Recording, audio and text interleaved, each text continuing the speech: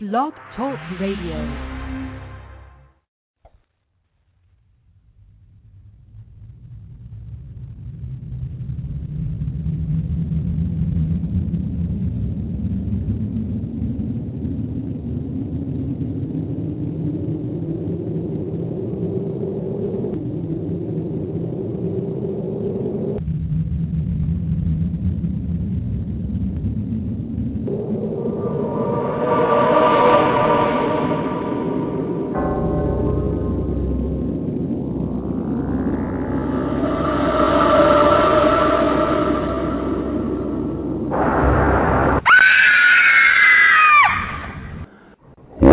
From Winston-Salem, it's Sunday Night Dead.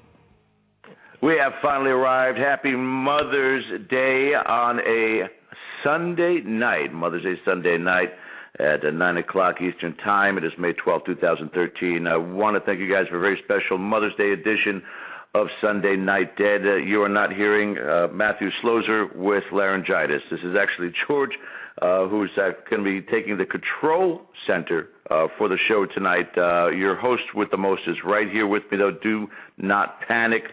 He never fails. He's always here with us, Mr.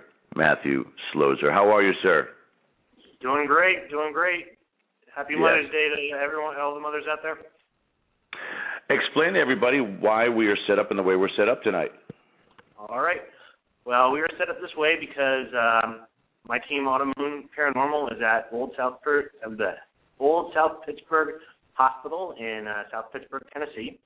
And I want to give a big shout-out to Lindy at the Holiday Inn. We had a nice, good talk with her this morning, and I believe she's going to be listening in tonight. We are set up to do an investigation here, and we wanted to do a dual spirit box session because I've just been blown away by what I've seen you do, George, with Sharon Coyle at Rolling Hills. And so we thought we'd try it here, in particular in the OR suite of the third floor. Now, one thing I'll say, George, we talked about geriatrics at Tala and for me personally, lobotomy care at Tala being an area that I'm uncomfortable in, I have to say by far the third floor of South Pittsburg Hospital is the place that I am the least comfortable in, and probably the last place out of anywhere I've been that I'd want to hang out alone. Well, let's start off before we get into, because there's a lot to cover when we're going to be doing these spirit box sessions, and there's a lot to explain about that as well, which we'll certainly get into. But for those people that are listening in, would like to give kind of an idea of this location. This is, again, your third location, or third time there, fifth investigation there. Explain that first. How could be your third visit but fifth investigation? Then kind of background about the hospital itself for our listeners, if you could, Matt. Yes, it's a unique location. It's a small town hospital built I believe it was built in the 50s and closed around 1998. And South Pittsburg is right near where Tennessee, Alabama, and Georgia, all the borders come together. So it's kind of southeastern Tennessee. And why it's been one of the unique things about this location is you actually get to stay and sleep in the hospital. So our first time there, we did the 24-hour investigation, and then when we were here last May, we did the 2 nights, and we're going to do 2 nights. Actually, it was starting this afternoon. So that's why it's 3 investigations, 3 times here, but we've been here a total of 5 nights, or we will be when this is all over. The aspect of your experiences with autoimmune paranormal being in this location, and I think you even have gone there without the team itself, but what kind of experiences have you had in this location, and what are you expecting tonight, you think? Well, the number one, and why I kind of wanted to be in the ORs, is there is a story over in the psych ward, which is also on the 3rd floor, where of a possible pedophile, just based on some audio that was picked up and some odd things.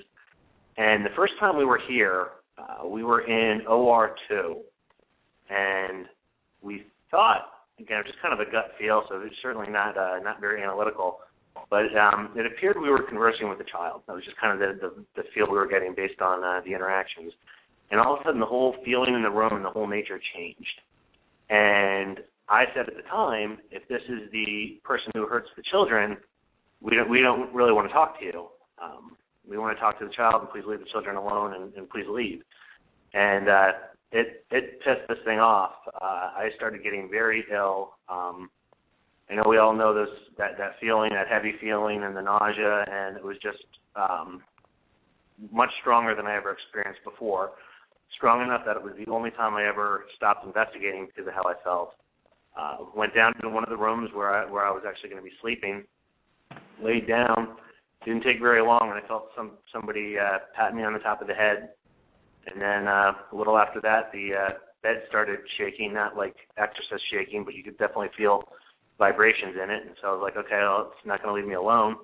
Let's keep investigating. So we were up there, and all my meters then were just pegged all the time, and I didn't know what was going on. And I know the controversy over the flashlight thing. I'll just go ahead. This could be a huge coincidence. Flashlight was on, meters were pegged, still feeling horrible. I said, look, I'll make a deal. If you leave me alone the rest of the night, I will stay out of the OR suite. If this is acceptable, turn the light off when I count to 3. Again, could be coincidence. Light went off, meters went back down. I didn't get sick the rest of the time there, and I had a good interaction. The last time we were here in May, we went back there, and we were hanging out in OR 2. And again, same thing, not as intense, but feeling pretty ill. And we had one member of our team that's more on the sensitive side in there, and I wanted to get kind of her impressions. And we didn't get any EVPs, but we were reporting kind of hissing and growling. And her impressions, too, was, stay out of that OR, or at least don't go in there by yourself, Matt. Whatever's in there does not like you. So one of the reasons why I was curious here is I thought possibly from the dual spirit box we could get some insight into, what's the deal with the ORs? Is it just somebody that's territorial? There are the stories of kind of the pedophile hanging out up here. Just a little more info along those lines. Really quick, 2 other pieces of info that we've gotten before. Outside of the old nursery, actually the third floor was constructed about 15 years before the hospital closed. So for a while it was 2 stories, and the nursery was on the first floor. Actually, no, it's technically the second floor, but it's a little confusing how it's laid out. We recorded a EVP. I think I played it on your show before, George. You're Gonna Wake the Baby. Yes. Happened to be outside the nursery, so pretty cool catch there. And I'm just totally drawing a blank on the second thing I was going to say, so it'll come to me later. But it's a great location. Highly recommend it. You're able to do a lot of research and a lot of investigation because you have a lot of time. I mean, when you're really talking about 24 or 46 hours to run an experiment, you really can do a lot of different things. One thing we did last May, I remember what we did, we ran a simulation where we were saying that there was some shootings downtown, and we tried to evacuate the hospital into a section. It was very interesting. We had K2s lined out down the hallway as we were evacuating. The K2s lit up in water going down the hall. We evacuated them or kind of had them all move into 1 or 2 rooms, and then we did a roll call out of the room with the spirit box. Again, could be coincidence, but we just so happened when we called for the roll call, got 4 names in a row. So there's kind of some interesting things going on with that, and we're going to do some other things here in the next 2 nights that we're here, but we'll kind of wait and see how that goes. Now, Cindy Leidick, who is the proprietor for the old South Pittsburg Hospital, who calls it a research facility, give a little bit for those people who may have the opportunity, or it's on their bucket list to go to this location as well, Matthew. What kind of opportunities are there for them there, including the aspect of staying over, equipment available to them that the research facility offers out, things of that nature, so that they have an understanding of how cool this place is? Yes, I believe I haven't loaned out any of their equipment the last 2 times here, so I'm not sure of the full selection there. The first time we were here, we did use an Ovilus that they had and had some very interesting responses with that. Again, up on the 3rd floor, they have a PA system that you can kind of pipe music or pipe things throughout the building. We did that last time because there was bad thunderstorms coming through, so we downloaded kind of a storm warning siren on our phone, played that through, and then did warnings for tornadoes across the PA system. And then I had this open mic incident where I was basically saying, I have no idea what I'm doing, but I hope I was able to fake it and stuff like that, just again to see what kind of reactions we would get. And then it's just, she very much views this as a research facility to, try different things, obviously within in reason. They don't want people having, seances or doing any kind of rituals in here, but, experimenting and trying different things. Now we got, again, Autumn Paranormal is with you. There are, is it including you 7 or 7 plus you tonight that are there? It's 7 including me. And if you want to give a rundown, or if they're there with you, get a chance to introduce themselves, because we're going to be using them in some experiments tonight as well during the Spirit Box session. So if they're available, to just give a quick introduction of who they are, what their part is on the team, or if you want to handle that yourself, sir. No, absolutely. I'll go around here and let everyone do their introductions. Hey, George, this is William Howell. Hey, Will. Hi, George. Melissa McDonald. Hi, Melissa. Hi, George. Kim Madden. Hi, how are you? George. Tamara Byron. Hey, George. Michelle Beck. Hey, Michelle. Hi, George. Dave Beck. Hi, Dave. So there, and we have varied levels of experience here, and I've been in this location the longest out of the 7 of us, but Michelle and William have been in this location on one of the 2 previous times we were here. So 3 of us are familiar with the location. We have 4 that this is their first time in this building. And probably the first time they ever actually did the Mickey Mouse roll call. Yeah, that too. Great to do it. What's the emotion, the feeling? You guys have been there now for approximately 3 hours or so, walking through the building, getting certain sensations. You know, I know you talked to me a little about the OR as well, but from your group, is there anybody that happens to be more sensitive than others, and there's certain things that they're already picking up? Are any of the newbies kind of a little, hesitant, a little trepidatious about doing this because it's a new location? Melissa, you're probably the most sensitive one. You want to comment on anything you're picking up? You pick up things in Nellie's. Oh, there's a woman by the name of Nellie. She has a room at the end of the hallway on the 3rd floor, and she let me know that she was there and kind of walked around, touched my shoulder. Everybody else was standing in the room, and I was in the hallway, and so I quickly walked into the room, but later on we're going to go back down there and have a chat with Nellie. Other than that, I don't feel anything that's evil. Anyone else? Interesting place. Anyone else for commenting about your impressions of the place? Definitely agree with you about the 3rd floor. 3rd floor is the heaviest, feels the heaviest to me. A little intimidating. Yeah, I don't know what it is about this church, but cause I've been in a lot of different places, but this jump, it reminds me of what you say about geriatrics at Tala. It just jumps out as a very uncomfortable up here. I will say William and I were up here earlier, just the two of us, and he was in the OR, and what we were doing is we were taking turns. We had headphones plugged in on our recorders to see if we picked up anything live time. And so one of us would sit in the OR, and the other one would kind of walk and do a big loop around the 3rd floor. Well, I'm coming down the hallway, and I thought he left the OR because I have a headlamp on because of the video glasses, which unfortunately weren't running for this, but that's how it always works. And down the hallway, I'm seeing someone walk into my flashlight beam, and I'm just assuming it's William. It was a big black silhouette of a person walking in.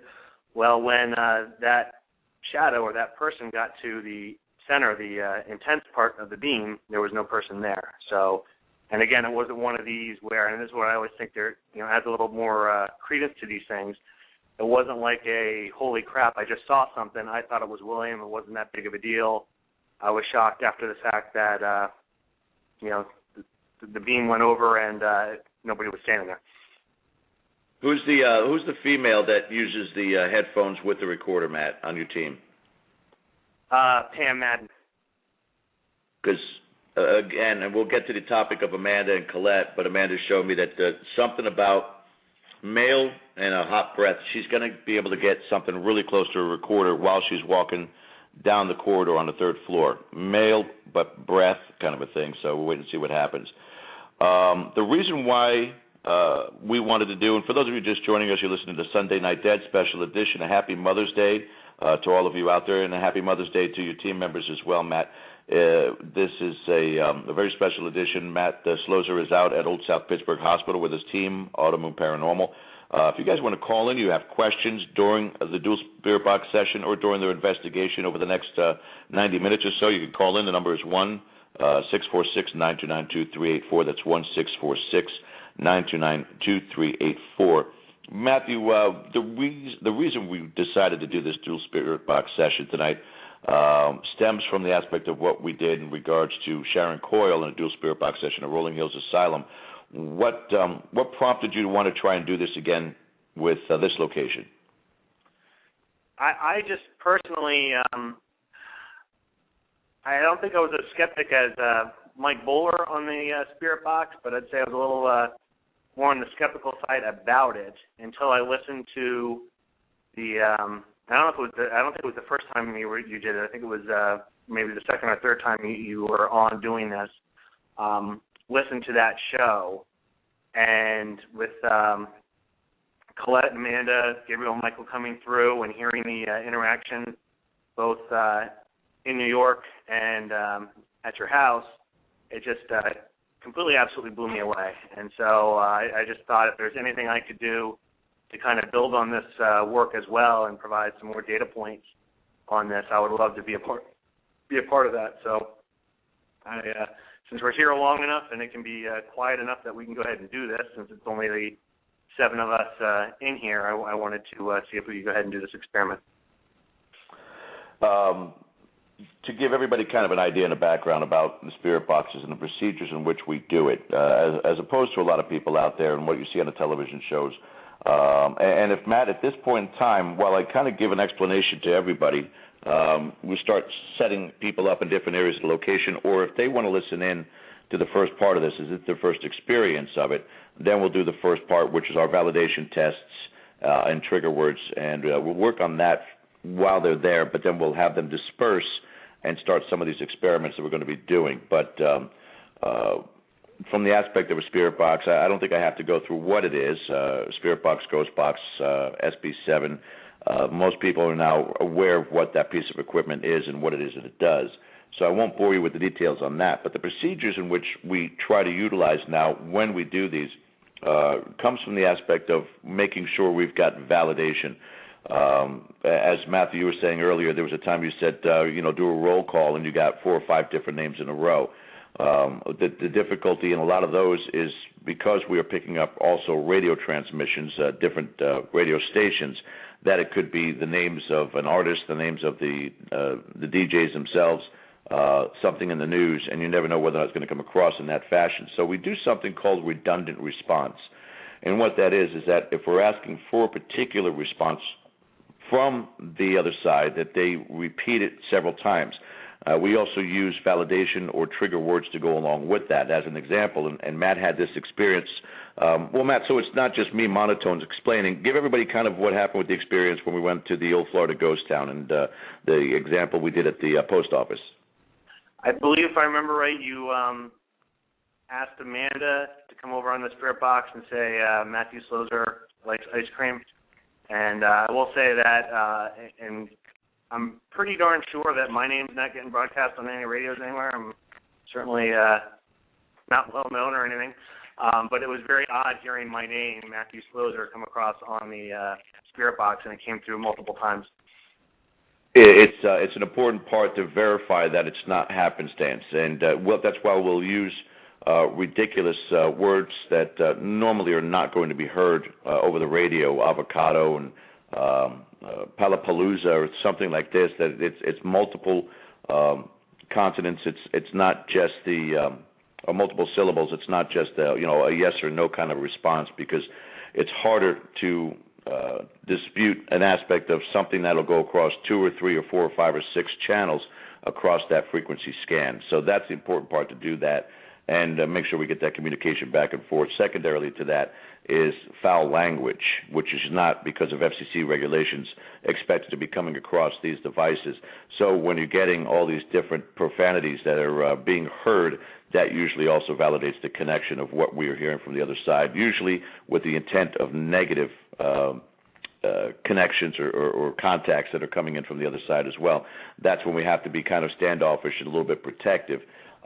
Which leads me to my next question here, Matthew, is from your aspect of the investigations, and we've discussed this many times on the shows as well, do you guys do anything, or is it an individual preference to protect yourselves going into a place, especially when newbies are going in, they're not familiar with the location, there has been a history about negative entities in that location, even if it doesn't happen to have the category of the big D in front of it and it's a demon or anything, but just negative in general, where attachments could be a possibility.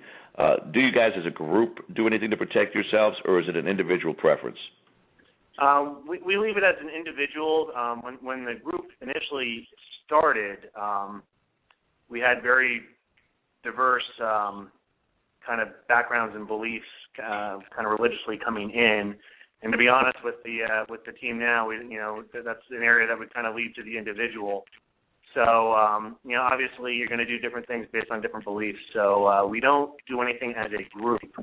I always, because we have individuals that are interested in this as well that kind of will come along for an investigation from time to time. I always strongly encourage, based on their particular faith, to definitely say a prayer and or to whatever would be consistent with their faith, that nothing leaves that site and nothing follows them. And again, I've never had anything that I would say was following me home, I always kind of make the joke that the Haunted Mansion at Disney has given ghosts a bad name because you visit the Haunted Mansion and a spirit follows you home. But I think we've talked about this before, that I think they can move in transit. So even before I started doing this, I have probably on average once or twice a year, I'll have this very weird experience where I'll wake up and there'll be somebody in the room, and then they disappear. Whether it's and I'm never dreaming about that person, so whether it is some kind of weird waking dream phenomenon or whether it's something related to this, I don't know. But I know that was kind of a long answer there, but we leave it up to the individual.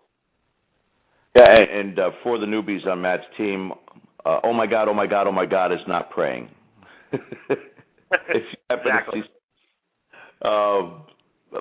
something I'm picking up too, Matt, and we've discussed this before. I've never claimed and never had the capabilities such as an Amy Lynn or a Nene Grace or Nancy Matz. I've never been a psychic, but every time we get into doing these things, I get flash visions. It's like as if Amanda's giving me little hints of and clues of what's going on. Is there an area in the building where a puddle of water is settled? There is an area of the building where there is water that came up through the carpet. So I wouldn't necessarily call it a puddle, but there's definitely water that you would walk through that and it would kind of make noise, squish, splash. And then down in the basement, there's another area where there's a bunch of cardboard that absorbed water. So it's very slick and slippery, but again, I wouldn't consider it a puddle. No, the carpet area, there's going to be some good disembodied in that area. Okay. Good We've had disembodied. odd things happen there before. That is where we evacuated everyone to the last time. So, and I'll add, you were talking about the foul language. Around that same time when we were running the spirit box, around the time we did the roll call, when I explained that there was a robbery downtown, a male voice came through and said, damn, and then a very derogatory word that you can definitely not say over the air. Okay. Let's go ahead and get this started here because I know a lot of people are anxious to hear how it is that we do this. We're going to do it probably in about 15-minute bursts so that we can come back, analyze, see what the people in the chat room, Beverly, a.k.a. Mom, is in the chat room monitoring things as well. So, we'll check on things. And if there's anything particular to be brought up, Beverly, just do it in a IM for me so that when I come back to the computer, that I can go ahead at that point in time and analyze what it is that people are picking up on. And if there's anybody that's in the chat also that happens to have mediumship capability or remote view capability, Matt, that'd be kind of interesting to have them join us in on this as well, wouldn't it? Yeah, absolutely, absolutely. All right. Yeah, especially if you're getting any visions of kind of where we're at and what the layout is, much like that puddle comment you said, that would be very, very interesting. Because we're all in the same area right now, and when I hit the button and get this going, you're gonna have to give me feedback as to how well you're hearing it. I know it sounds a little better with distance, so I'm probably about 4 feet away from the speakers on this. That's good. Okay. Yeah, and to let everybody know too, I do the Spirit Box session outside of my home, simply due to the fact that again, you don't know whether or not something that may be coming across may have ill intent, and just not going to mess with anything in my home. It's one of the things we talk about for people who are amateurs in this field, but fascinated by it. They go out and buy a digital audio recorder and start doing EVP sessions, and it's just a very dangerous thing. It's overcast tonight, so there may be sprinkles. I may have to, from time to time, take a break. But we're only going to do the initial part of it right here, right now, and then the majority, the bulk of it, as we've done with Rolling Hills Asylum, will be done with you, Matthew, there. But our first initial attempt is to make contact with Amanda, Gabriel, and Colette, and I guess I should explain that to everyone as well, who these individuals are as part of this. Of course, you would guess that they've already crossed over on the other side. Amanda was one of our team members who about 3.5 years ago passed away tragically in a car accident at too young of an age of 23, and almost immediately after we had lost her, I started trying to do research to contact her, and she was responding almost immediately. First, in a very sobbing sensation, probably, and I used to explain this to her mother, it's almost as if going to college and being away from home for the first time, and how traumatic it is, and it's just a new life for all intents and purposes.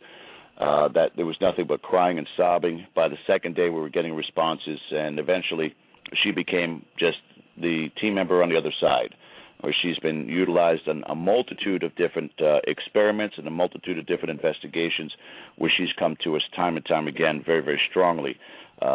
Colette is supposed to be and has been told to me to be my guardian angel or spirit guide.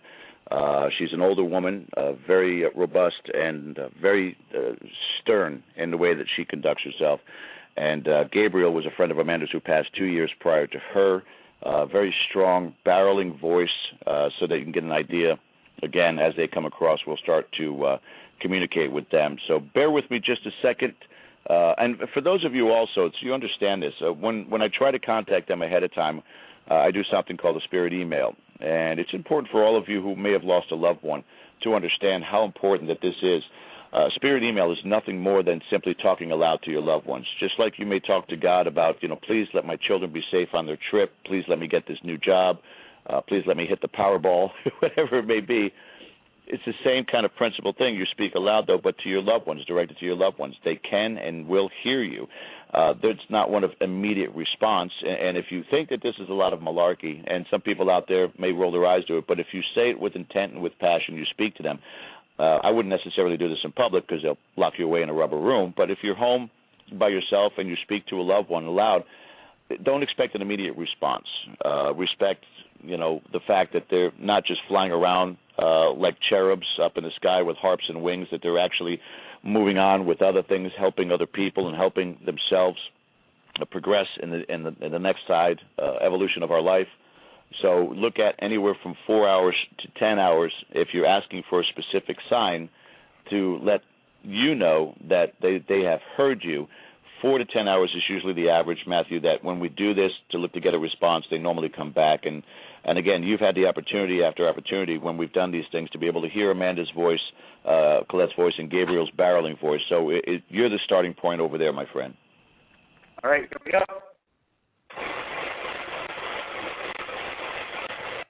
Can you hear it okay? Yeah, let's turn yours off first. I'm sorry? Let's turn that one off first. I'm going to start from here. Okay. Gotcha. All right.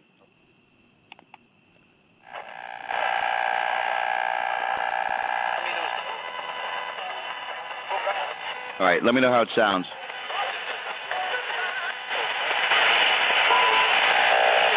You can hear it?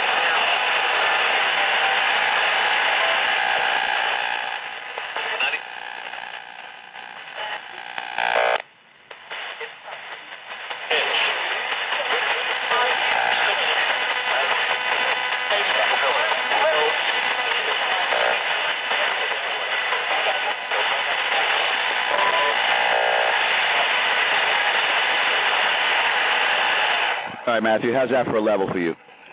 Sounds good. All right. Now, Amanda, Gabriel, Colette, I'm going to give you guys some time to reacclimate to the device. I'll step away for just a second and give them time to get prepared for that. We're going to start off with validation words and validation numbers. That's the way we always try to make sure that we've collected and connected with them. So, Matthew, if you want one of your team members to choose a number, obviously it doesn't have to be, a 4 or 5 digit number. It can be, 1, 2 or 3, but definitely not 1. So 2 or 3 digit number would be great. 25. 25, all right.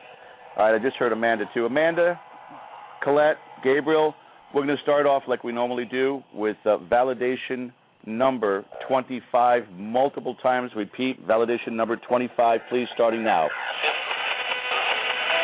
Thank you.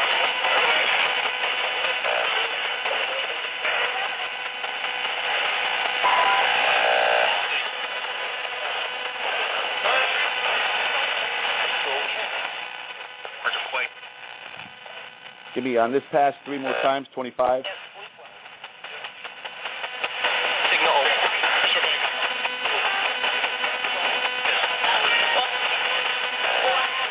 Stronger.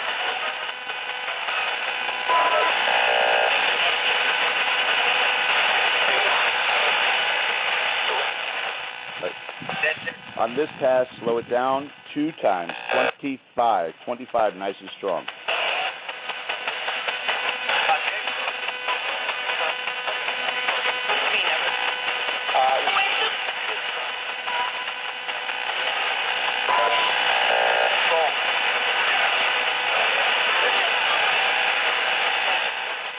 And final pass, 1. Give it the old college try one more time. One more time, nice and strong. 25, multiple times.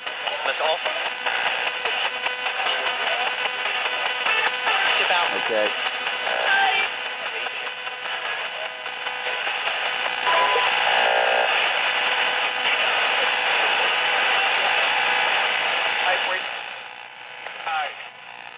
All right.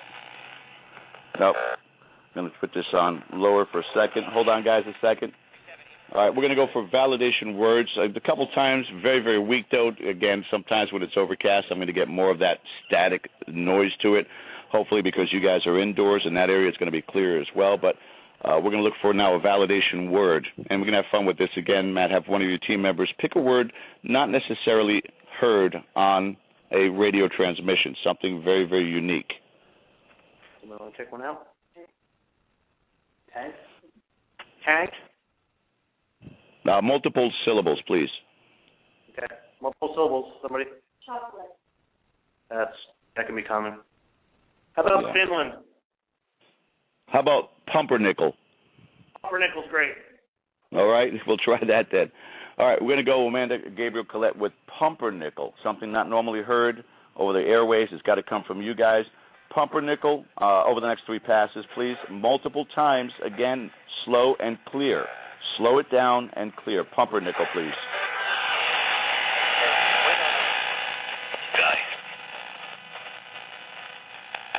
Okay, make this the first of the 3 passes. Go ahead. Good.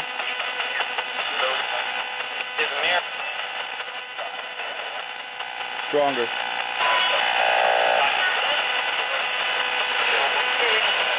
Stronger. No, good, but stronger again. I'm going to keep saying that so we can get the perfect frequency. Go ahead.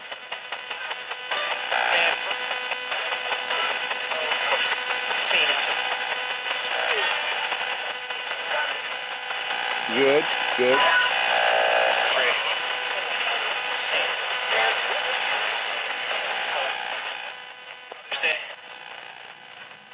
Can you guys try again to move left or right, maybe the frequency?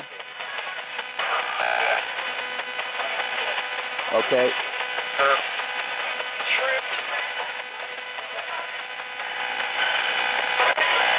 All right.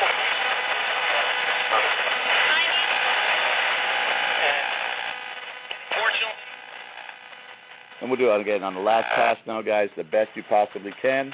Pumpernickel. Nice.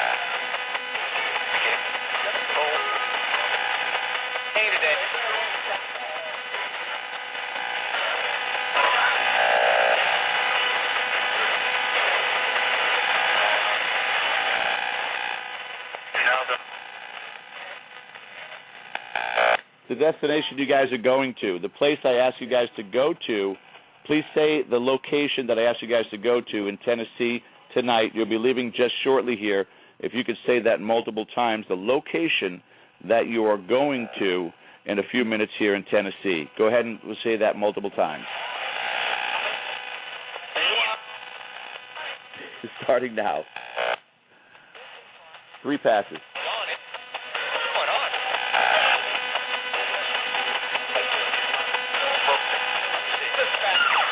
Good.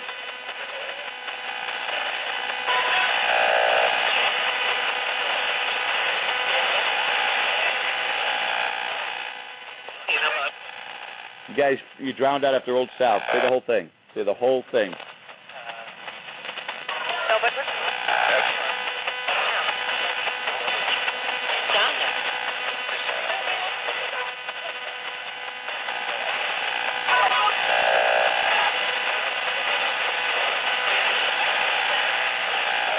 Tag that. Go again, one more time on the 3rd pass. Try to get the stronger cross one more time.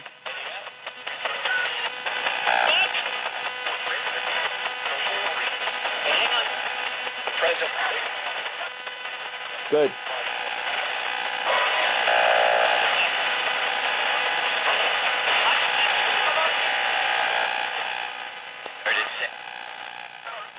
That last pass, you guys, you're coming across stronger. I'm going to turn this down for a second. You're coming across stronger. I'm starting to hear fuller-on sentences. So one more thing we want to do, just to pay homage to the gentleman we're talking to, I'm going to say a roll call for you guys. But Matthew Slozer, Amanda, Matthew Slozer, Colette, Matthew Slozer, Gabriel.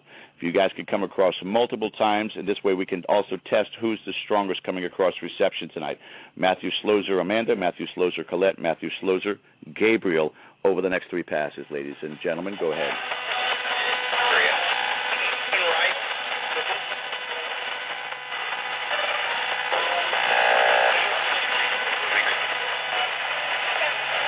Good.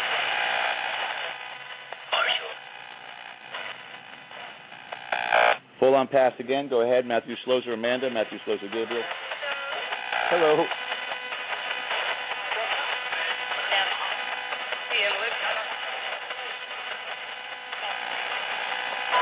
Good.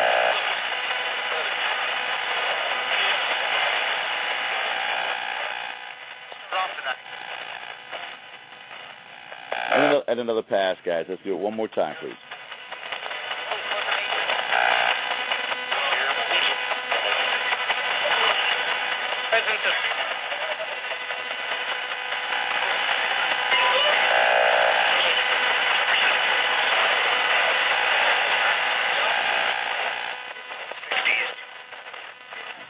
Yeah, that was weak. I need one more pass. I'm closer to you now. I need one more pass.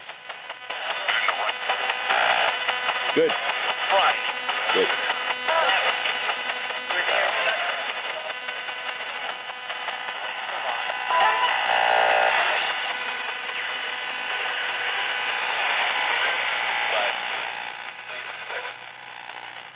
All right, guys. I appreciate it.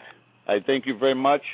At this point in time, if you all could go ahead and send yourselves up to Old South Pittsburg Hospital in Tennessee, where you're going to communicate now with Matthew over his spirit box.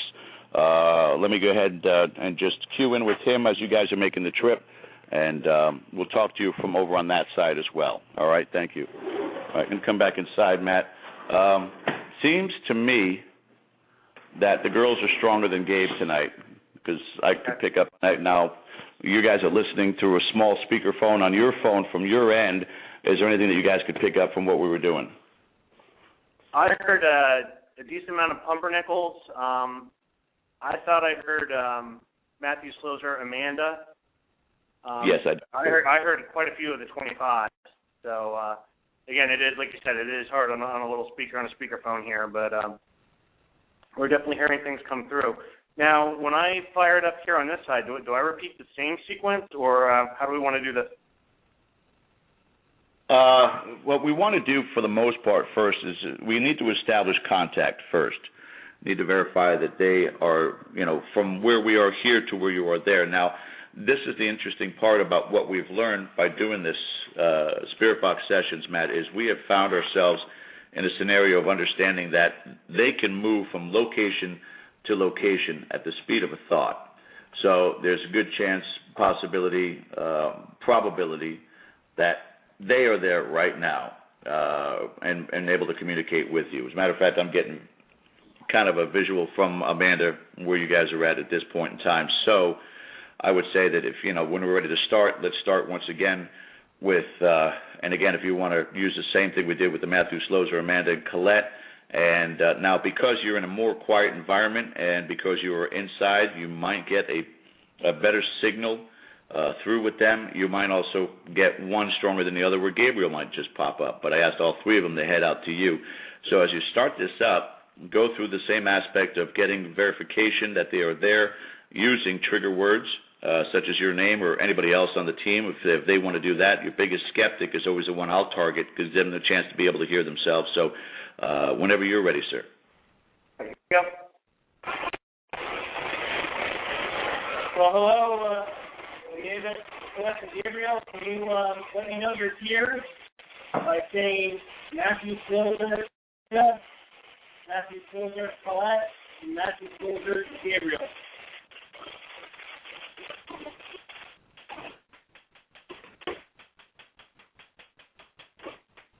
closer. What's that, George? Move a little closer. Okay.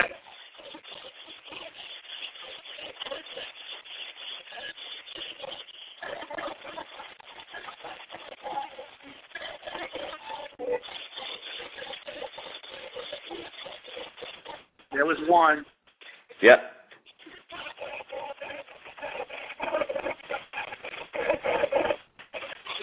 Two.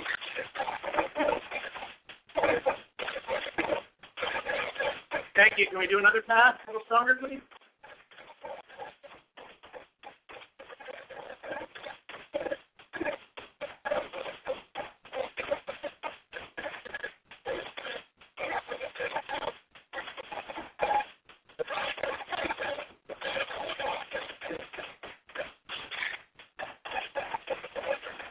I only heard one that time today.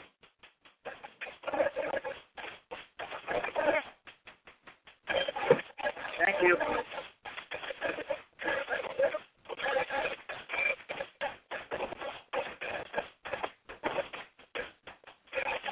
Okay, I heard three again that time. What do you think about trying Autumn Moon?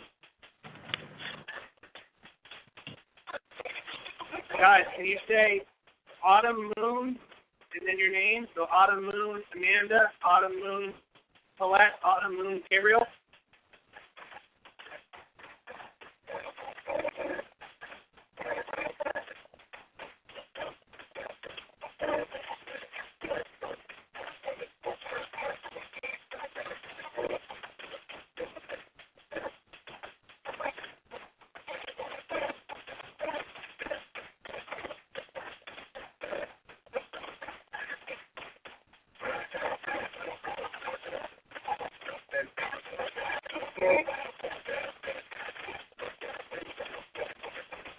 Okay, thank you. George, it's coming through, but it's there's a lot of static on it. Anything that can do with the speed? Does that help at all, going faster or slower? No, I think you're at a good speed right there, but I heard Matthew slows her a heck of a lot more times than you claimed you heard, so we get it from there. But we still maybe need you into anywhere from 8 inches to a foot from because how far away did you say you were? I was about 3 feet. Yeah, about 8 inches to a foot to get a little bit more clarity on there. But I'm picking up a lot of what you're talking about. Colette seems to be coming across the strongest. Amanda is in fight mode. Whoever is if you're facing your group, if you're facing the group to the left, the one that's on the extreme left over the right shoulder, there's something that's monitoring there that got Amanda in fight mode. Okay. Well, this is that's over William's right shoulder. Okay.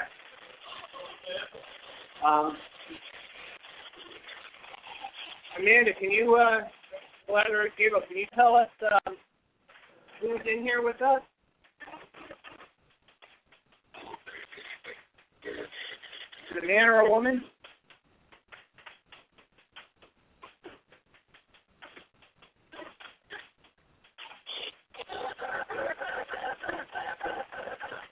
Who's over William's shoulder?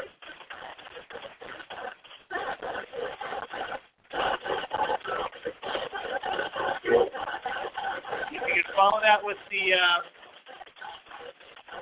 number 78.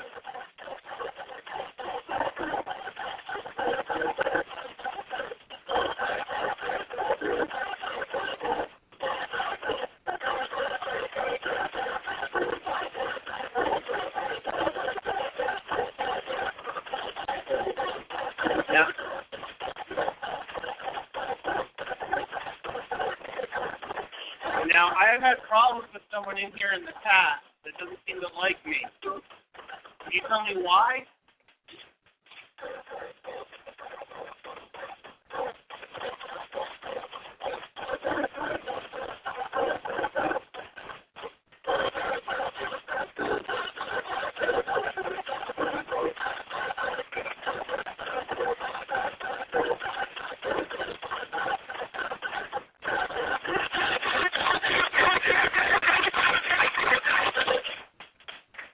coming through. I can't make it out. But it's Lower it for just a second, and then increase the speed or slow it down. Where it's at right now, excuse me, it seems to be as if sometimes when we have the show and somebody calls in, it's got that echo behind, or if you're on a Skype call and it's got that echo behind. So it's almost as if it's redundantly repeating several things.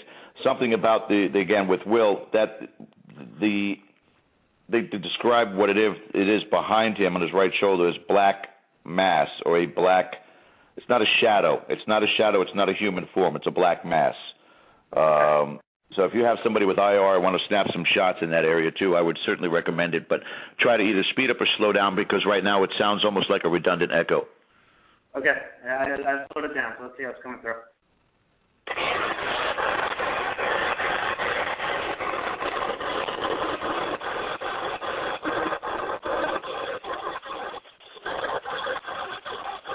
Is there anything else in this room other than the mask behind learning? And if you follow that with the number 78,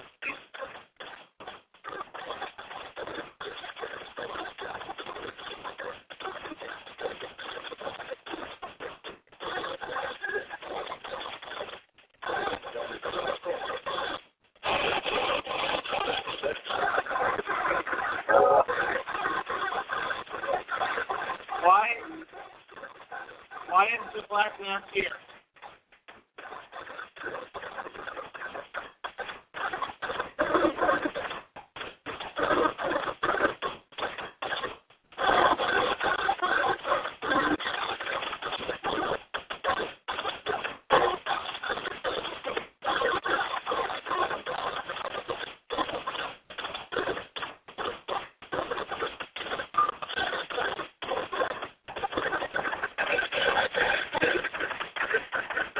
Is it upset that we're in this room?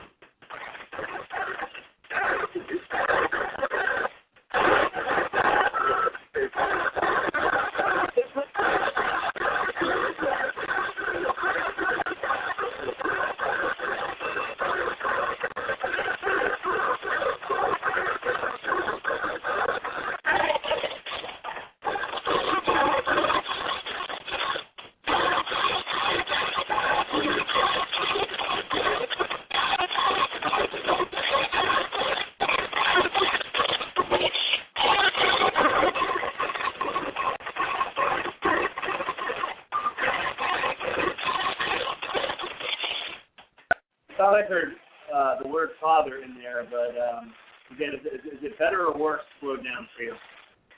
I'm picking up more this way now, but the slower that you go, obviously, the more you're going to get radio broadcast. So we want to make sure maybe we'll go the opposite and turn it up to the most extreme speed and see if that works better for us. There was a couple of things about, and again, the focus point, Amanda just keeps trying to send me these pictures. Is Will holding a bottle of water or Mountain Dew? Is he drinking something? Is Will drinking something? No. There's no drink stuff. There's something about there's a thirst. Don't turn around. There's a thirst. Was something I heard in there.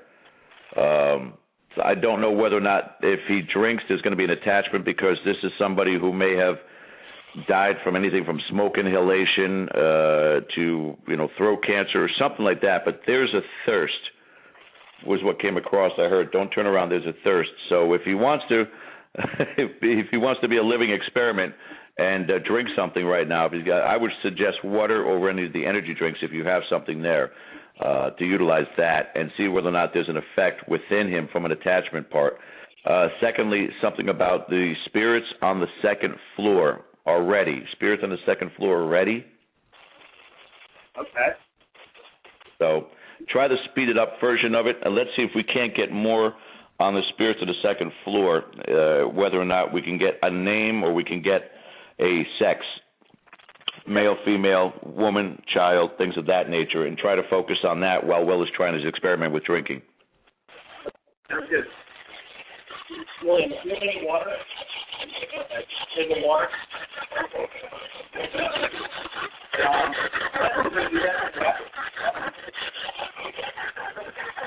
All right.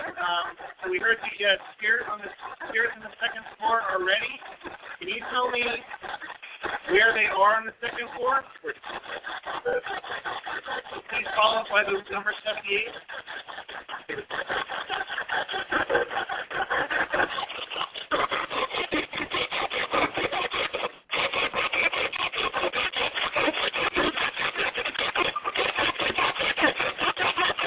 Can you give us any of the names of any spirits on the second floor? Steve?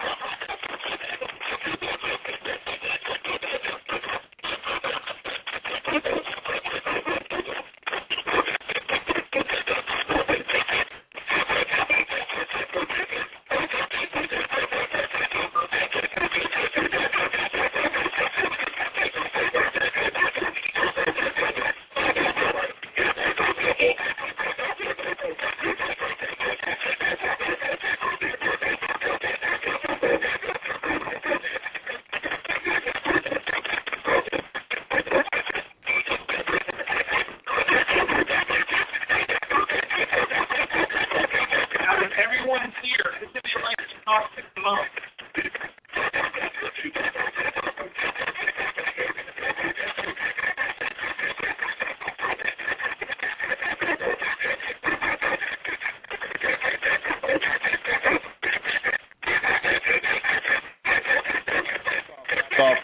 Back off.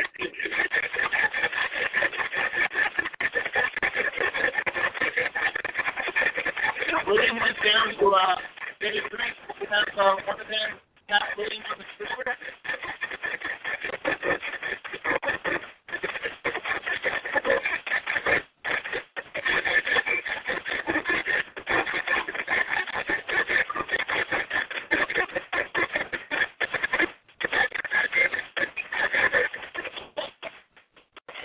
Okay, just Matt. checking in. I can't hear you while it's rolling. All right, no, the reason why I was saying stop, there's profanity coming across mail, so just be a little cautious for a second. You know, that's why you back away a lot of the times, and this is something we do no matter what when we're doing these spirit box sessions, is not to give anything negative a podium in which to start doing things like that. Before that came on board and started using profanity in the room, the responses I was hearing about the second floor is the doctor is here and 2 patients to the north. I don't know if that has any relevance to you whatsoever. Again, I've never been there, so I don't know. North. I'm trying to get my bearings. Okay. Yeah, north might be near where the ICU is, or some of the rooms actually that we stay in. So, okay.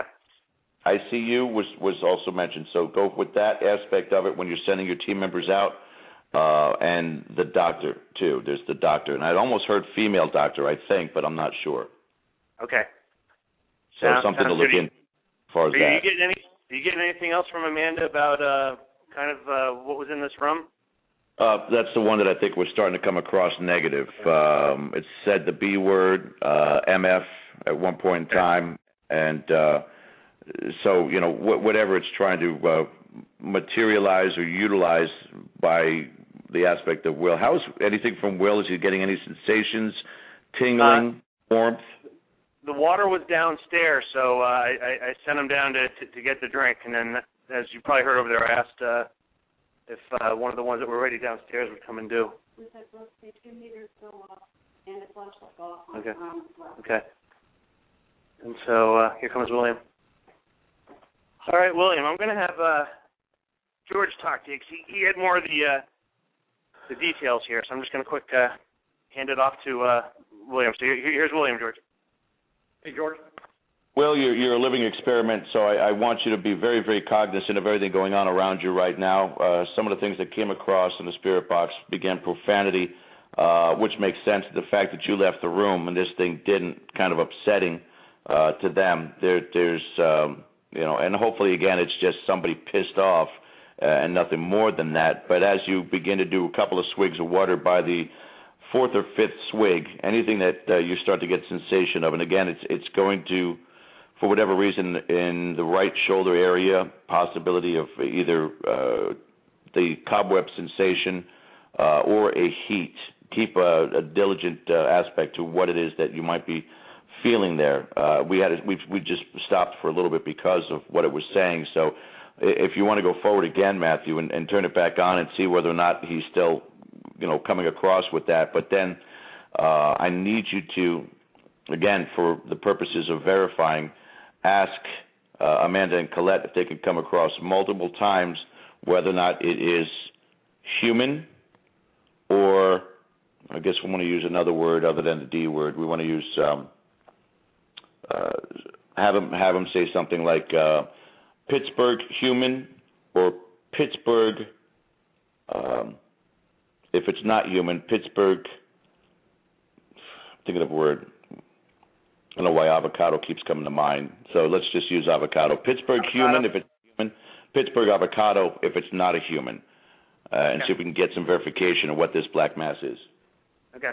Amanda, Colette, Gabriel, you help me out here? Would you say if this black mass entity in this room is human, would you say Pittsburgh human? If this entity is not human, could you please say Pittsburgh avocado? Please say it all three percent, please.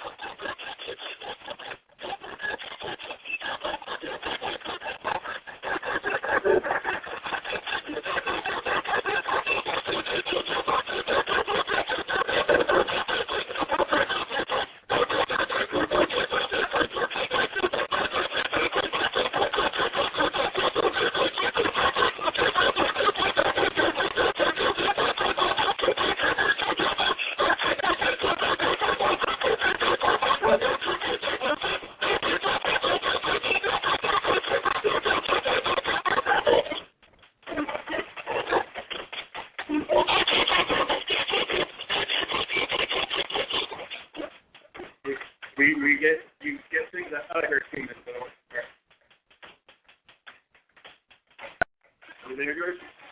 Yeah, I'm here. I would like to have said that I heard human. I'm pretty sure that I heard avocado, particularly when that tempo changed for a second there. It was full on, and I thought I heard avocado on that. But how many swigs has Will taken so far? Swigs. 5. All right. Any change? Anything different? Anything different, Will? Just a heavy feeling right now. Oh. Heavy feeling. Good. Make sure if you got IR camera, take some shots too in that area. Okay. Take some shots of William, please. Somebody knocked over a light. All right. Should I repeat the human and avocado one just to confirm, since it's kind of up in the air? I want to find out what it's thirsty for, again, or just say what is the presence. Let's go ahead and try and direct contact. Allow Amanda, Gabriel, and Colette to step back, and let's see if we can't get this thing to communicate and find out again. Is it? I don't know. Is it part of death, or is it transient, passing through? So. Again, we'll use 2 trigger words. We need to do it, so we'll use paradise if it's part of death. If it's always been here for patients who have died, we'll use paradise, and then we'll use tequila as the trigger word if it's just passing through. So paradise if it's part of death and part of the hospital. Tequila if it's a transient entity. Okay, so we're going to talk to this entity that's in this room. Did you say if you are part of death and just a part of this hospital, you say the word paradise 3 times, please. If you are just someone transient passing through, can you say the word tequila 3 times, please?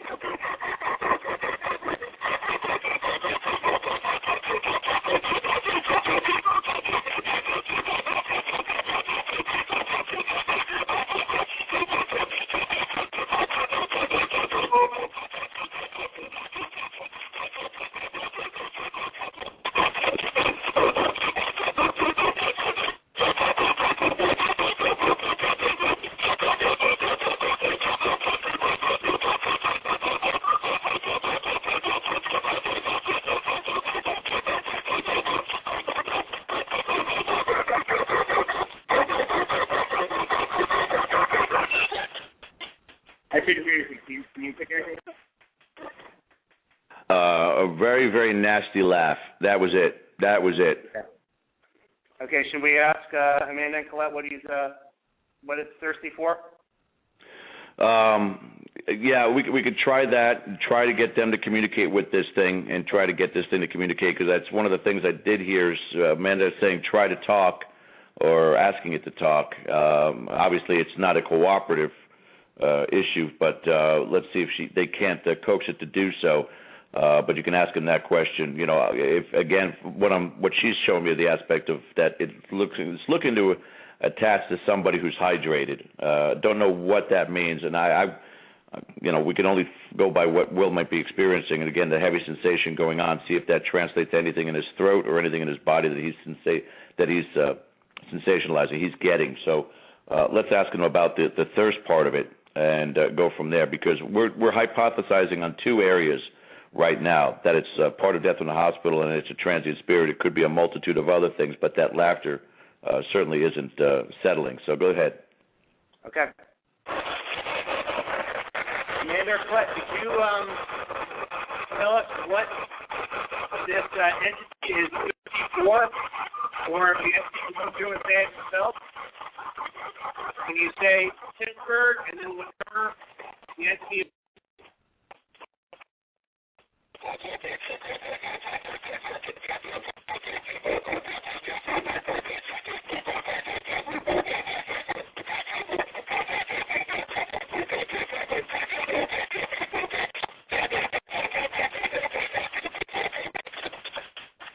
That sounded like a lot there. Did you pick up what you said? Well, it's bad to say, and it's hard to say on this, but I believe, and Matt, we've talked about this before, but I believe what I'm hearing is Michael, or St. Michael. I would probably, for this point in time, for a second, have Will go outside just for a little bit. If St. Michael shows up, there's a reason. Have him exit the building for a little bit. I know you guys got the water downstairs and stuff, but just for protective reasons, as silly as it sounds, we've been to places like Tala. There's sometimes you got to step away. I would do that just for the moment. This thing obviously didn't follow him downstairs when he went for water. It got actually angry, but I would like to at least take precaution for a moment, if you could. Okay, we're kind of locked in. Can we try the break room first? Say again? We're kind of locked in. Can we try the break room first? Yeah, if you're locked in, you can't get outside of the building. Just get as far away from the room as possible with him. Yeah, for the moment. Can someone go with him? Yeah.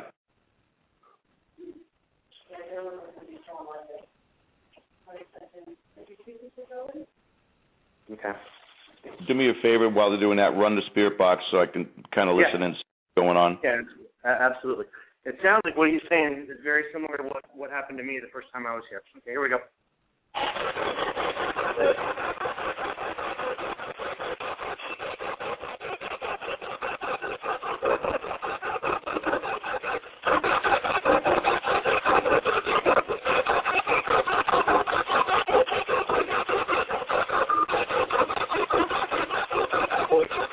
Why is this entity here?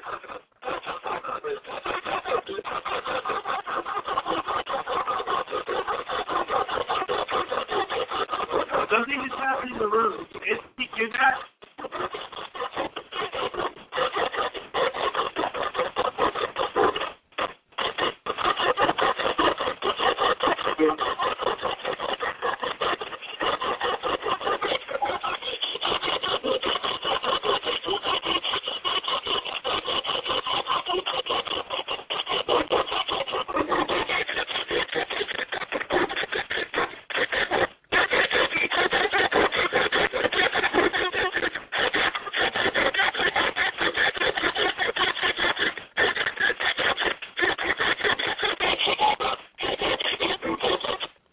Okay, I just gotta turn it down.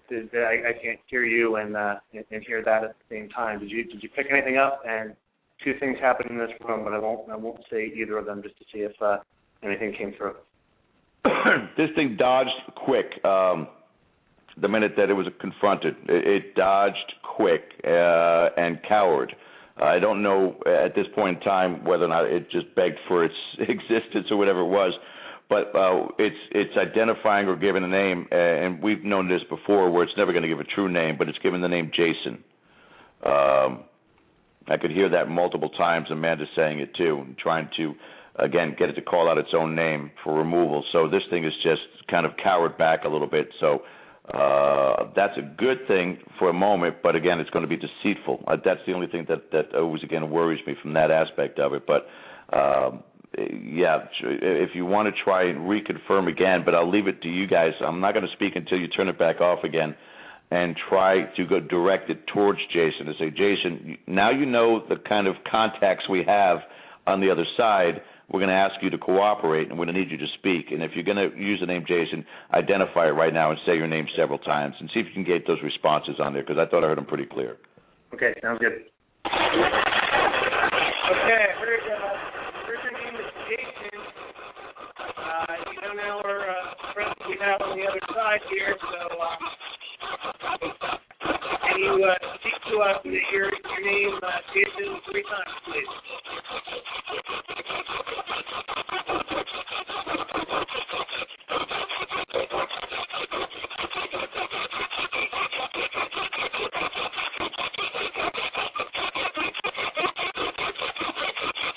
We've had some bad experiences, I believe, with you in the past.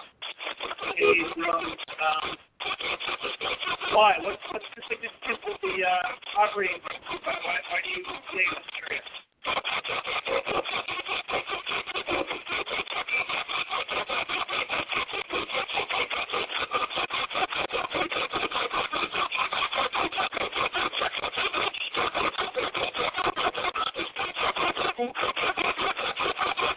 Are you the one that hurts children?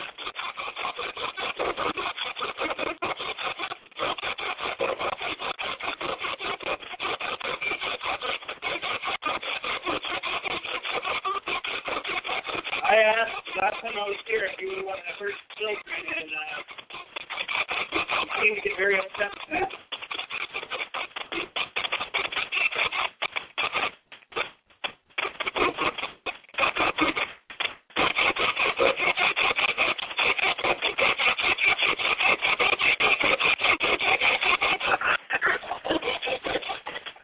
Okay, I just want to check in here, George, because I thought I heard hurts children twice.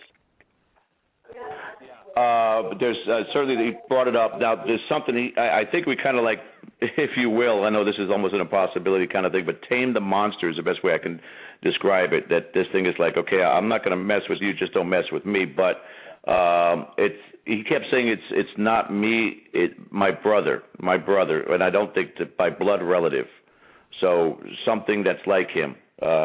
Doing what he's doing with the children. He mentioned a portal in the room that you guys are in right now. That was another thing he described. What's important about that room is a portal. So, again, I don't know whether or not that's the capability with you guys with either a compass or a pair of dowsing rods, if you utilize that kind of equipment, to see whether or not, or you already know for a fact that there's a portal in that particular room. But that's one of the things he mentioned there. But the other part is, no, that's not me. That's my brother. So that the pedophile, the incident for that. Let's go back to what you said earlier, where you had some things occur in the room there. Can you tell us what had transpired? Well, it was just, and again, we don't use this as anything definitive, but we have them out just to see if it correlates with anything. A flashlight in the vicinity of where Amanda said that entity was and where William was sitting went off, and I had gotten extremely kind of nauseous and a very heavy feeling after William left, so I wasn't sure if maybe it kind of moved on. But if again, just wanted to see if anything you were picking up anything like that on that side. Also, we have, and just want to check here, was it the motion detector that went off, or just? Okay. We have a glow stick over in that same area where I saw something earlier tonight, and they're looking down the hall towards it, and they said it actually rolled from the position that it's in right now. So, and it was there for a good 30, 45 minutes, so it's not like it was in an unstable section and just rolled. So while this was all going, while we had the spirit box going there asking those questions, something moved at the end of the hallway. All right. Just to, again, reiterate what you talked about with the feeling of nausea. Again, you're the one that's closest to the spirit box holding the phone. The reason of the nausea more than anything else was the fact that just by proximity, as he's responding to your questions, he is going to be closer to you, so you're going to get that sensation. But I don't think that you were the target to begin with. If you wish to, because time's running rapidly by, buddy, already. We only got about 45 minutes left, is the aspect of what we're going to do in regards to the experiments. Now, obviously, the ones that are downstairs, Will, and who went with Will? Michelle. All right. I'm sorry? And Michelle and David, so there's 4 of us left up here. All right. Michelle and David, somebody's going to have to go down and get the 3 of them so we can begin this part of it. Now, they don't have to bring them back up to this room. As a matter of fact, I would probably, for a little while anyway, keep Will out of this room for the time being so that attachment kind of dissipates, but send them to different areas of the hospital. Give them about 5 or 10 minutes. We'll still conduct a spirit box session, you and I, while they disperse. I would keep somebody in the room with you, obviously. So everybody should break into groups of 3 or groups of 2. Now, if everybody, 2 is 1, 1 is none. You know the procedures for this. So right. if there's a group of 3 and a group of 2, or a group of 2, 4, and 6, and somebody's got to stay with you though. So they're going to have to break it down the other way. Since there's 7 of you, there's going to be a group of 3 and a group of 2 to go on the different floors. Whoever's brave enough to take it to the 3rd, and whoever wants to take it to the 2nd floor. Again, that focal point that we talked about, where the 2 patients said that they're ready and the doctor's there, and let them go ahead and proceed with recorders, whatever they want to use as far as equipment up there, and then we'll start our little experiment that they're not really aware of. Okay, it sounds good staying here with me. I don't know, do you want to, it's up to you, George. Do you want to put me on mute while I get all this set together, or do you want to keep me on? Go ahead. You guys organize it. I'll put you on mute for a second. I'll explain to everybody again what we're going to be doing. And in this way, we can proceed forward. I'll put you on mute for just a second. I'll bring you back here in just a few seconds, all right? Okay. All right. Is anyone? All right. While he's setting that up there, guys, I just want to give you an idea again of what we're doing. You're listening again to Sunday Night Dead, Mother's Day special, where we are doing a dual spirit box session from my home here in Central Florida. Matt Slozer and his team, Autumn Moon Paranormal, are at the old South Pittsburg Hospital in Pittsburg, Tennessee. They are right now going to be dispersing and going to other areas of the building itself, except for Matthew and one other team member going to stay at home base where the spirit box is at. What we're going to be endeavoring or doing is setting up test scenarios. We did this at the last time we did a dual spirit box session with Rolling Hills Asylum. These test scenarios are to verify or try to validate that the contact, again, is legitimate. These are parts of the reasons why we do what we do, the advancement of this field, not to just go out there and get scared and try to, again, speculate, but try to validate. So what's going to be happening is we're going to be asking whether it's Amanda, Colette, Gabriel, or any of the in-house spirits to make contact in a very specific way with the investigators. Now, where they're going to be in the hospital is out of range of our communication, of our audio, of our phone call. They're not going to be on the air to be able to hear the places that they're going to be at and where we're setting it up at. So Matthew will know which investigators are going to be on which floor. He's going to know, again, the time frame that we're asking them to go up and make contact with the investigators, the specifics of where we are. And I'm going to be writing them down here. And then we're going to be calling them back down to home base. All this is going to take a little bit of time, obviously. It's a fairly big building, I think 64,000 square feet, if I'm not mistaken. So from the point in time that we conduct the experiment to getting them back down to home base may take a few minutes, but then we want to validate to see each one of them if they did have a particular experience, what that experience was. And in this way, help to validate that as we've been communicating, it's valid communication, and they are responding to the request that we are making. So as we're explaining that to you, I'll bring Matt back on with us at this time, and hopefully everybody is on the way to their destinations. Matthew, you back with us? Yes, and it should be good. The ICU is right next to the break room, so it was literally just feet from where they David, Michelle, and William were, so they're in the ICU. And then I sent Pam and Tamara went down to Nellie's room, which is third floor, same spot that same floor that we are on, but like the exact diagonal opposite of location. And we also closed the OR door to cut down any sound transfer. So. All right. So by all aspects, nobody that we've sent out there, just the two of you. And who stayed with you at home base? Melissa.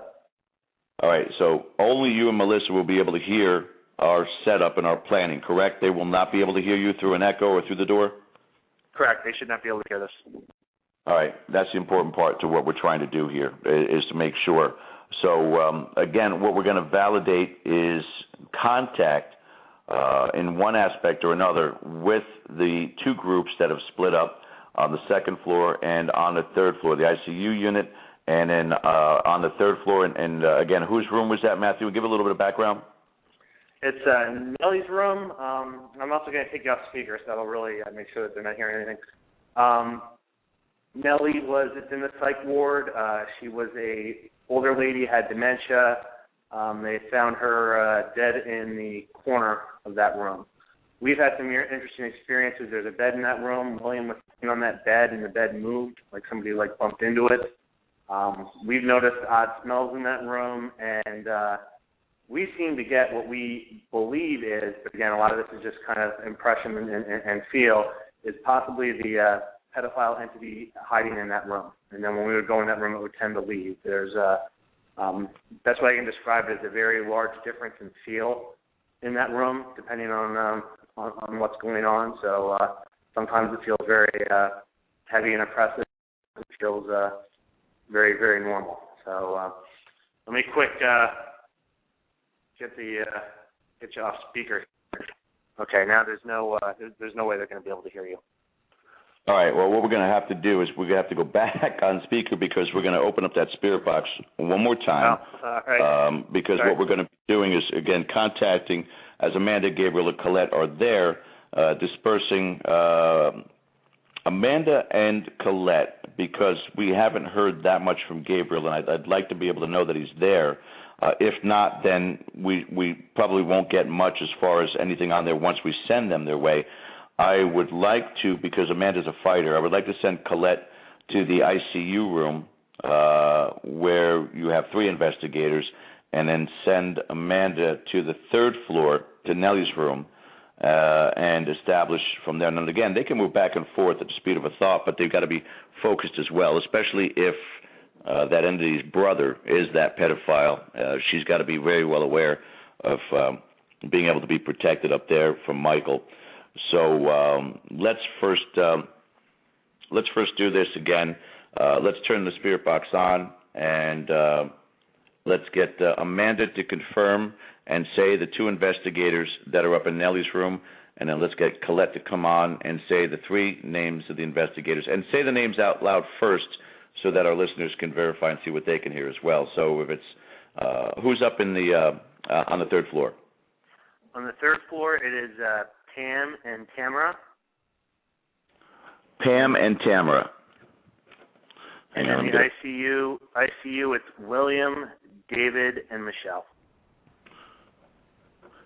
Well, those 2 ladies are brave up on the third floor, huh? Yeah. All right. Okay. So we're going to put Colette towards Will, David, and Michelle, and Amanda towards Pam and Tamara. So what we need to do first is get them to validate those words to confirm where they're going. So let's get Amanda and Colette on the spirit box and have them repeat the names. Have Amanda repeat the names, Pam and Tamara, and third floor, and then have Colette repeat the names Will, David, Michelle, second floor. Let's do that multiple passes, and then we'll get ready to go. Sounds good. Hey, Amanda.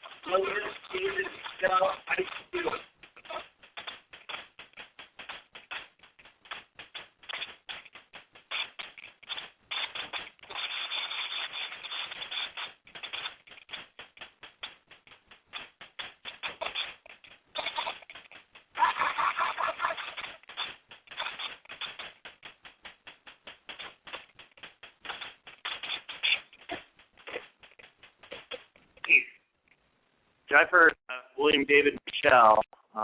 Did you get the confirmations through? Yeah, Amanda's not there, and that leads me to be concerned about the brother that we talked about, that she went up there right away in that fight mode, so she's going to be very protective of that, and protective of Pam and Tamara. Colette waited until you talked to her. She stayed behind, but she's obviously, she said, Will, David, Michelle, she's ready to go and do the contact with them. We're going to start off here, as I'm talking again in the spirit email fashion with Amanda. Amanda, where you're at right now with Pam and Tamara on that third floor, as you can hear me, honey, just for the aspect, and again, if Nellie is there, what I'm going to be looking for is either if they can do it without the EVP, without the recording devices that they're using, if you could just get a chance to get Nellie to laugh. So if you can get her to giggle, do something to make her giggle out loud, let the girls hear that, that would be great. From the aspect of physical contact on Pamela, I want her to be able to be touched by you or one of the spirits, preferably one of the spirits, because this is part of the whole thing of why we're doing what we're doing, is to get them to be better in establishing contact with the investigators that come into this research facility. Is if you have one of them there, whether it's Nellie, certainly not the brother, not the pedophile, keep him to the side, but have any other spirit that you can contact, to touch Pamela on the small of her back, to touch Pamela on the lower part of her back, stroke it across there, or make sure it's a good deliberate contact. On Tamara, the back of her neck. I want the back of her neck or where her hair meets her neck, in that area there. If we can make that contact done, and we'll give you a few minutes to do that right now. And then Amanda, and then when you're done with that, I know you can't come back, so we'll have Colette check on you and have Colette speak, because I know you want to keep an eye on that shadow, that brother, that pedophile. Colette, for you, sweetheart, Will, David, and Michelle, again, you'll be able to hear as Matthew's coming up with it, so it's not anything that's been planned, pre-planned. Matthew, I want you to go ahead and tell us what you want to have event-wise in there for each individual. For Will, what do you want to have happen experience-wise? For David, for Michelle, or for the collective? What would you like? And again, don't forget that there's 2 patients that are down there. Okay. Colette, if you could have William, one of the patients, go into William and say in his ear, whisper in his ear, "Hi, William." And then for David, if you could have one of the patients come up and tap him on both shoulders, 2 times on each. 2 times on the right, then 2 times on the left.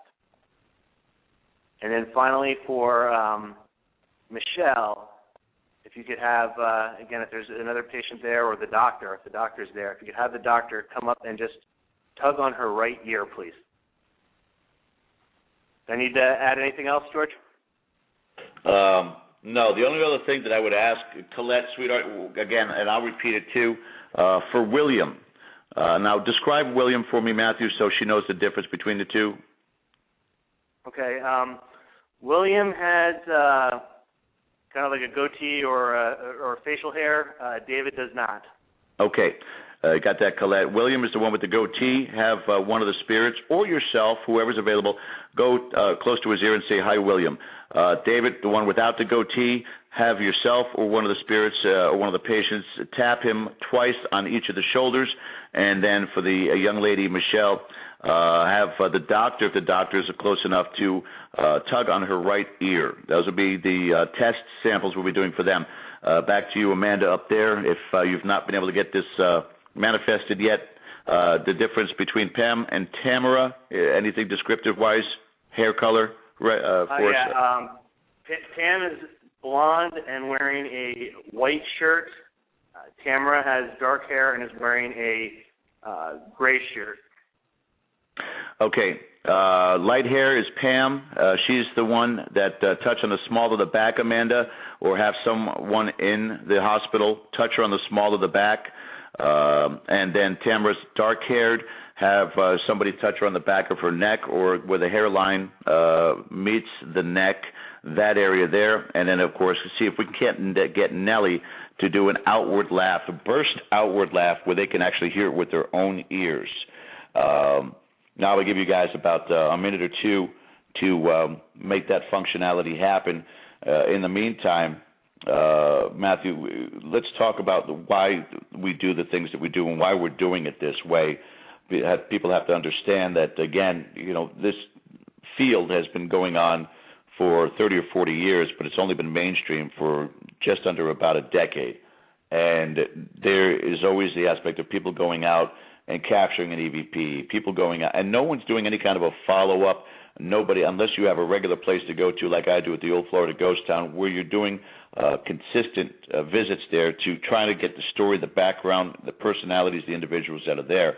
Luckily, in a research facility such as old South Pittsburg Hospital, there are a multitude of different teams that go in, but this story continues to build because Cindy Liddick will provide whatever information is necessary for those teams, or the teams can do research online to find out what other teams has found as well. But primarily, it's continuing to understand and validate that this contact is happening and trying to establish better communication with the other side for, as selfish a reason as it sounds, to understand what happens after we cross, why things happen the way that they do, when can they communicate, why do they communicate, why don't they communicate, and these are the things that we're trying to get a better understanding and a better education of, and this is something that's right down your alley, Matthew, with a lot of what you do with the statistics. Yeah, absolutely. I mean, that's one of the, I always say I like depth over breadth, although I certainly love seeing new locations. I like doing these repeat kind of deep dives in locations, and then we've been using what we collect evidence-wise to try to paint a picture of the activity. And when we can interact with other groups and the evidence that they have, use that as well and do some analysis to see if we can see any kind of patterns in behavior. Again, going on the idea that, we have our idiosyncrasies in life, we should have those same idiosyncrasies when we pass on, so that there's going to be different behaviors from the different spirits out there. And it's not an aspect, even though we will come across this, and this is one of the reasons why we have to be very cautious, Matt, is we don't really understand everything that we're communicating with. We don't understand how many different dimensions we're communicating with, or how many different realms we're communicating with, and how much they're all interconnected. There's a belief out there in the field of physiology that we are all interconnected in the universe in one aspect or another. It's just that we have forgotten that over thousands and thousands of years of being individuals. We've been programmed to not know that. You see certain species out there, flocks of birds, schools of fish, that can all turn in unison, that there's a connection there. Is that connection over multiple levels, multiple different dimensions, and that's why this interaction with some of these other negative phenomena occur from time to time. And it may not necessarily also be negative phenomena, but just misunderstood or misplaced. So these are the things that we're trying to get answers to, but it's also why we're very, very cautious as to these formats and making sure that nobody winds up having to deal with anything past the point of that investigation. And that's something that you've contended with before as well, Matthew, going to a multitude of different places, including Kerr City, the old Florida Ghost Town, Trans-Allegheny Lunatic Asylum, and even here at Old South Pittsburg, correct? Absolutely. And it's you learn something every time. So it's just, the investigations build on each other, and one of the other things that I'll add, and we're doing it with this experiment right now, with everyone in the different locations and things. I always try to look for multiple collaborations. So if I feel like somebody tugged my ear and we got an EMF hit and we got a voice saying hi, that obviously has more strength to it than any one of those pieces by itself. Okay, what we can do is we could turn the spirit box back on. While we're doing that, let's go ahead and have Michelle. She could probably yell down the hall to the one group there on the second floor, and then have Michelle come back in with you, or Melissa rather, have Melissa come back in with you, and then send somebody up to the third floor. Let's get everybody back together with the time remaining. But in the meantime, Go ahead and run that spirit box while she's collecting the group back to home base, and let's see if we can talk to Colette. Okay, sounds good. So, Melissa, can you get them and then go ahead on the walkie and raise the rest of them? You're probably going to have to step out in the hall to do that. So.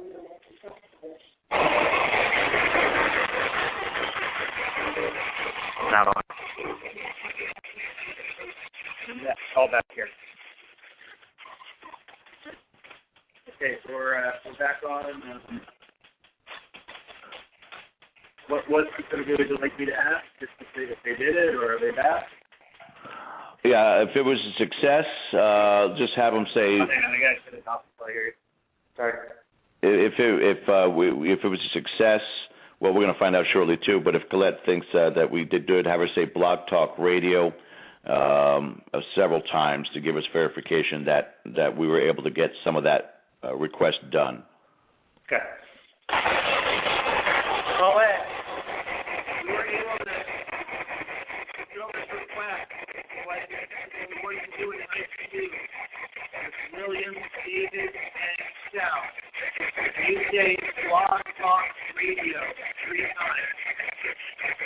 If it didn't work, you say George Lopez 3 times.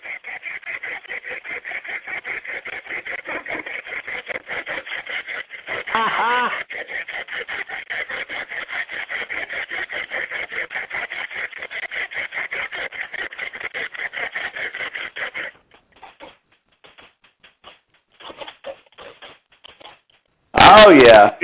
Did you hear your name? I heard Blog Talk Radio 3 times. Oh, awesome. Awesome is right. Amanda will probably not leave that room until they've left that room. So you got 2 areas, Matthew, as you continue your investigation, because even though the show will be concluding here in about 20 minutes, you guys are going to be continuing all through the night. So the areas to be very cautionary to, obviously, will be Nellie's room. But again, in this particular case, whether it was Amanda and St. Michael or Amanda up in that room, but keeping an eye on the girls up there. But obviously, in the room that you're in right now with this other thing that's calling itself Jason, just you guys throughout the night be very, very careful, so that if things start to get a little bit hairy, step away. It's wonderful to work on this field and try to get communication, just making sure that we don't overstep the boundaries and put anybody in harm's way. Absolutely, and that goes, just these stories seem to be consistent then with kind of the feel up here, because it does, there's definitely a different feel about this floor than most places we've been at. And, okay, so just a quick ad here. Gotta turn around. So we have William, David and Michelle back. So I guess we'll start. William, I guess anything when you were in the ICU, anything unusual? No. Okay. David, how about you? Notice anything happen? No, there were a few pops, but other than that, Nothing. Nothing physical. no. Okay. And finally, Michelle. No, nothing. Okay, nothing in the ICU.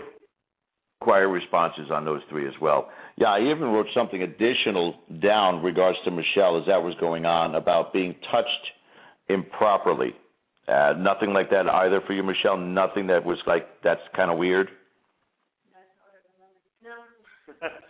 She said no, she would have remembered that. All right, cool.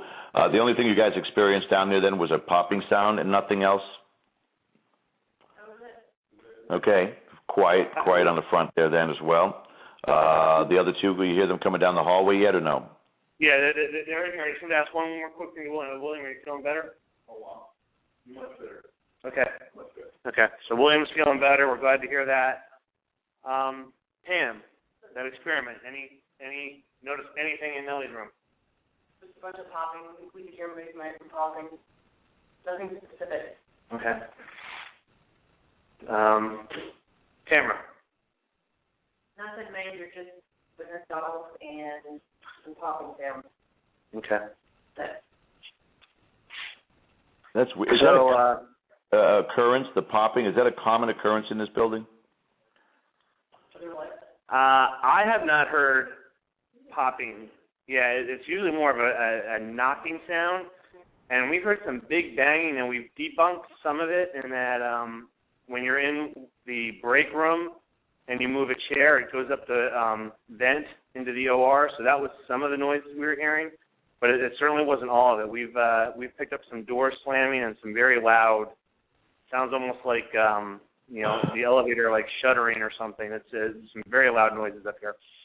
Yeah, to me, it seemed bizarre that the same verbiage was used in two locations of the building during this time that they heard both, or just heard this popping sound. Exactly. I would agree. William, you've been here before. Was that sound one you heard in the past? No. Okay. So it might be, again, just the materializing or dematerializing of the different spirits in those locations. So let's try it from another perspective. One more thing we can try here. Matthew will run the spirit box open again, but as the spirit box is running, I want you to ask Amanda Collette to do the requests themselves right there in the room with the 5 investigators. We gave the full description to them. As you're running it, I'm going to be on mute, and I'm going to, again, give them the information so that your team members cannot hear what I'm saying about what we asked Amanda Collette to have the spirits do. Maybe Amanda Collette a little more advanced since we've used them so much, and see whether or not they could do it and try to verify. So as you're doing their spirit box and running it, ask them to repeat doing what they were doing, and then just observe the 5 of them. I have Melissa do the same thing and maybe take some pictures while we're doing it and see whether or not these experiences that we were requesting occur. So I'm going to go on mute. You can go ahead and run the spirit box, and I'm going to speak aloud to Amanda Collette and see if we can get them to do that, okay? All right, sounds good. Here we go. All right.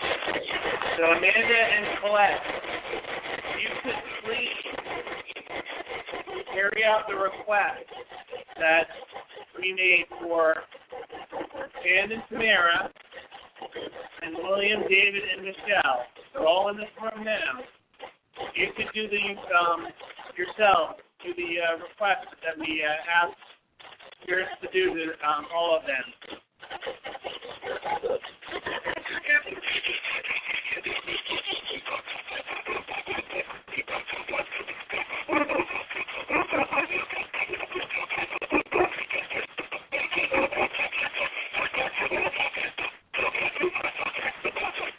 And make a silent. I'm going to turn that off so that we can hear things.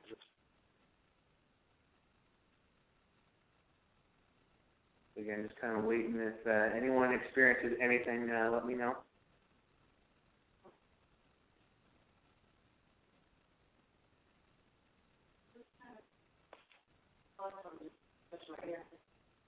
Okay. Which ear? Okay. Oh, I'm saying it at the same time. That's Colette. That's Colette, honey. Say hi to her. Oh my God, And it was funny. I think Melissa's got it on video, but she just kind of like bounced up. Ooh, and we're like, what was it? She's like, my right ear. I said it at the exact same time. Hang on, I'm going on mute for a second. See if she can get to the other two too. Hold on. Okay.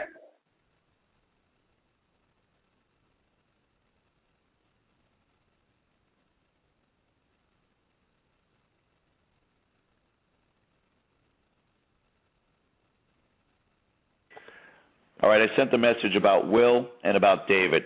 And this takes a little more manifestation, so we'll see what happens there. Going to mute for one more second, and also talking to Amanda one more time about Pam and Tamara. Hang on. Okay.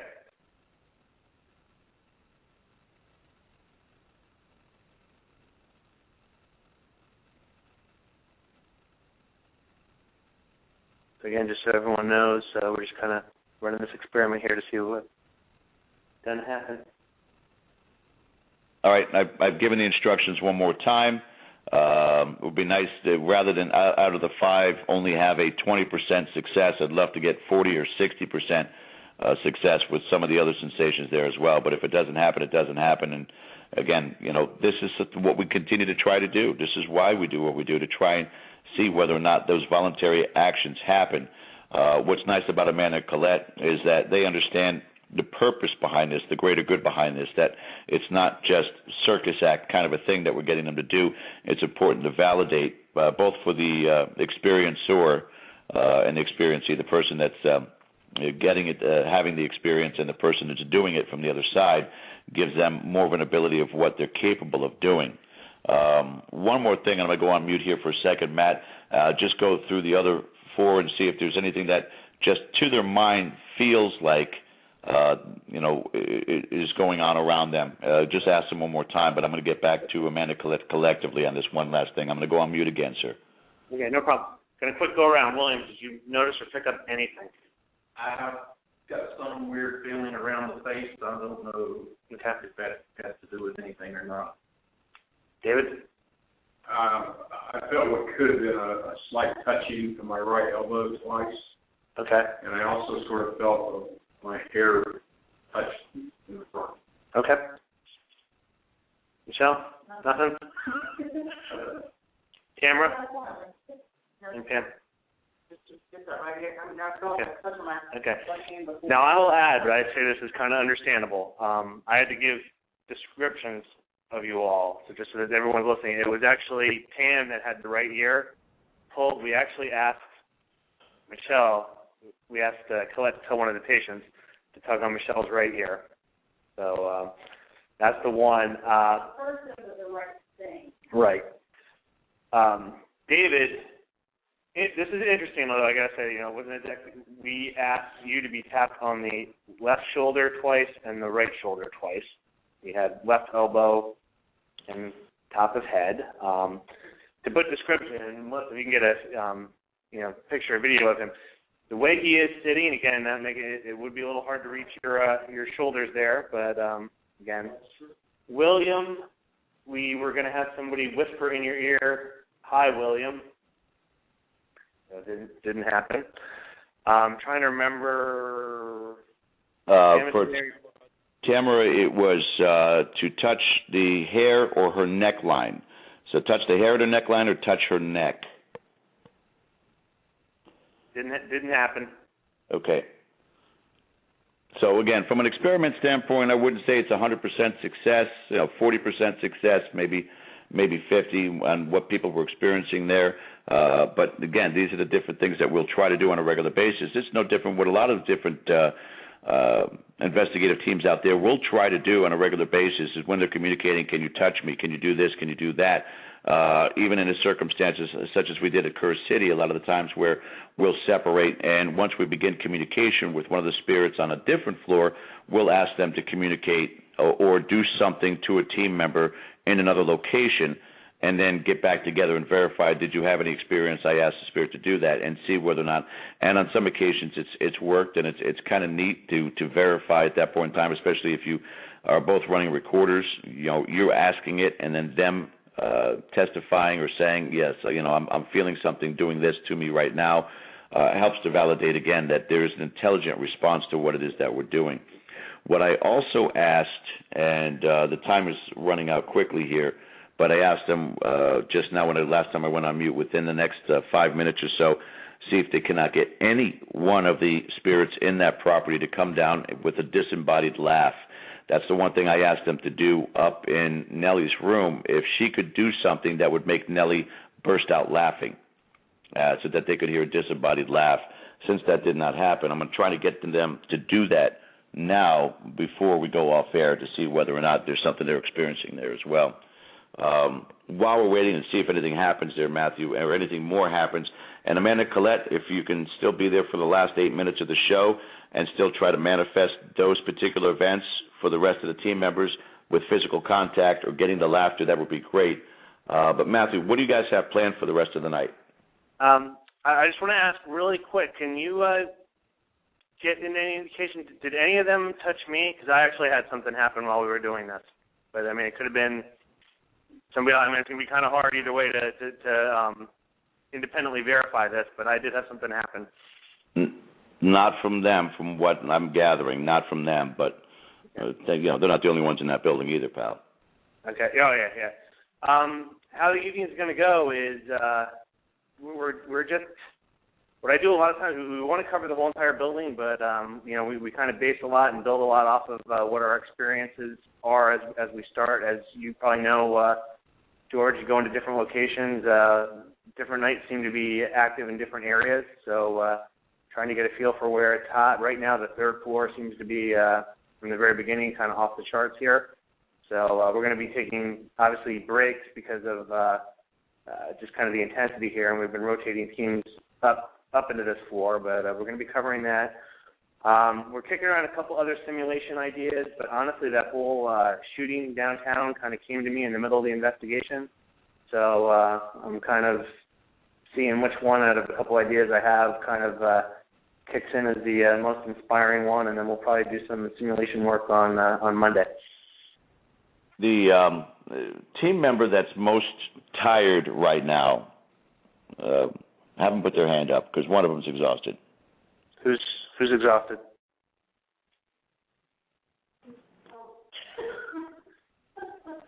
Oh, we had two.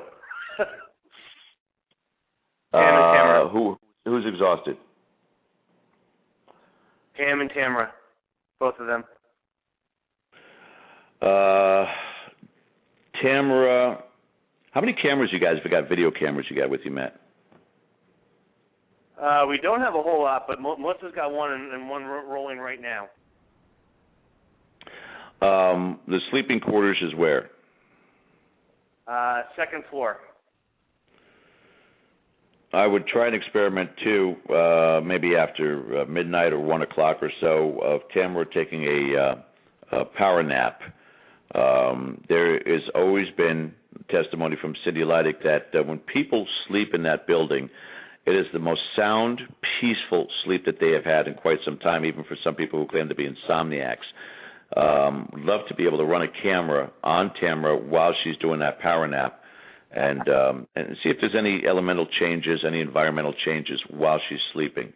I'd like to test that tonight while you guys are investigating, and she's able to do that. She's one of the newbies. Is she going to be nervous about doing that? She looks incredibly thrilled with that idea.